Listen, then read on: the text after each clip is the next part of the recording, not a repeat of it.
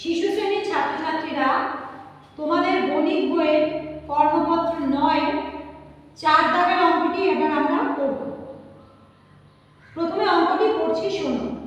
তোমার 7টি পুতুল ছিল, তুমি তোমার বন্ধুকে 5টি দিলে, তোমার এখন কয়টি রইল? 7টি পুতুল থেকে 5টি দিয়ে দেওয়া হলে পুতুলের সংখ্যা কমে যাবে, তাই অঙ্কটি বিয়োগ হবে। কমে গেলে বিয়োগ হয়, তাই অঙ্কটি এখানে বিয়োগ হবে।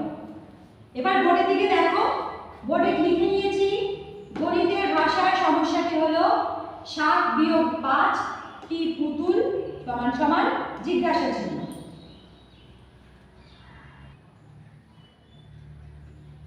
এবারে সমাধান করছি। একক দশকের স্থানীয় মানের ঘরটি কেটে নিয়েছি।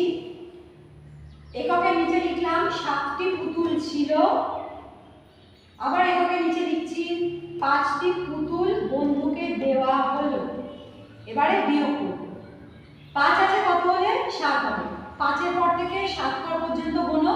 5 এর পরে 6 7 2 করে গিয়ে থামলাম, তাই এখানে লিখব 2টি।